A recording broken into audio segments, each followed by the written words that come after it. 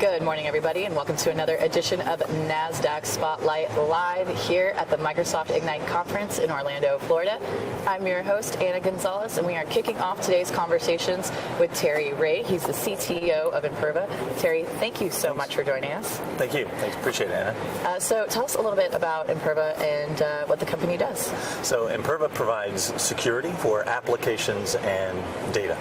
When you think about all the things that are most critical to organizations, whether they're calculating numbers, whether they're manufacturing widgets, doesn't really matter what they do, there's data that goes into that. The primary access point to data are the web applications that sit in front of it. So Imperva's business is all about protecting the primary access web applications and the data that sits behind them, all that stuff you see in the news all the time getting stolen. Right. So what brings you to the Microsoft Ignite conference this week? We see many of our customers driving their business to the cloud, going into Azure, doing business in Azure, but needing solutions to either enable them to go do that in a safe and constructive way, or they're already there and they've realized that they may have gone there before having the right controls in place. So either way you slice it, the fact is they need to have security like they do in their own environment. They need to have that in the cloud environment. And as a CTO, I can imagine you've seen so much throughout your career to get to this point. What are some of the trends that you've seen in the industry and some of the things that you're dealing with now that you weren't dealing with, let's say, even 5-10 years ago? I think there's a couple of things. So, if you go back even 15 years, let's go back 15 years, right? Sure. When I began in data security. 15 years ago in data security, nobody cared about data security. Private data wasn't in the news. Nobody was stealing it, or if they were, you didn't know about it. Over the last 15 years, it became more and more evident, people became more and more aware that private data was important. What I think is interesting to me is, fact is now today, and granted it took about 13 years, but today now organizations are actually interested in protecting their private data privacy. A lot of that's been driven by regulation, whether it be the General Data Privacy Acts in Europe or PCI in America or whatever. But the fact is when you think about private data, organizations now are taking an interest in saying we actually have to do something about this.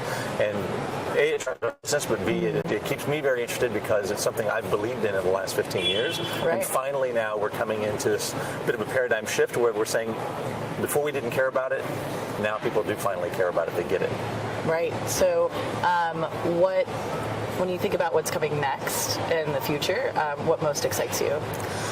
I think making this type of technology readily available for anyone. Today, when you think about how do I protect my data, it becomes a very complex perceived issue, right? So when you think about how am I going to protect my data, well, my data could be anywhere in my organization. If I'm a small organization, I know it's in this small siloed area. If I'm a major bank, for example, I may have a global network of databases and file servers and all my data scattered across it. I don't know what data is in each of them. I don't know where it is.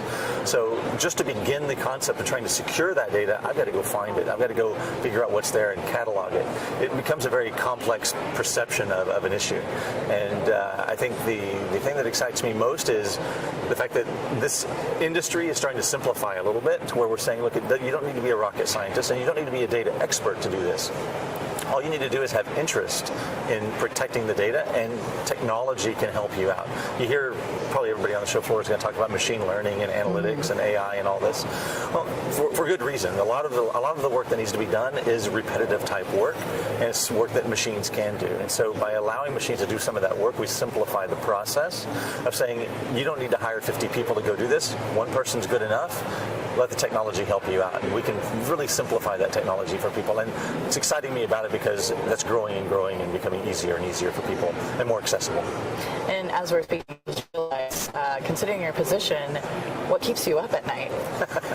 Well, the same things kept me up at night every single night for the last 15 years, which is, the fact is I use a few different banks, and I know very well that at least half the banks I use, and I'm just picking on banks here, but don't have security in these types of places. I'll give you an example.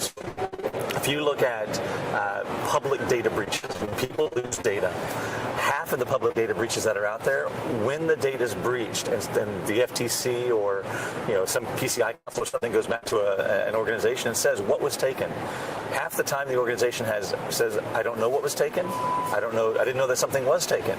I just don't know. That's what keeps me up at night, is half the organizations that you see that are a public data breach had no clue they were breached. And even after you tell them they were breached, they have no capacity to go back and say, yeah, that was taken. And it wasn't a whole bunch of data. It was just a little bit of data. They can't answer the question. That's a problem. And if I equate this back to, again, sadly, a bank, if I take it back to a bank has a camera at the front. They have a camera on every single person who touches money, and they even have a camera in the vault. But if you look at the bank's IT systems, their most critical asset, they're not watching who accesses it, when they access it, when they touch it, why they touched it. So there's two areas, right? There's the intangible asset that is critical to banks that they don't really watch.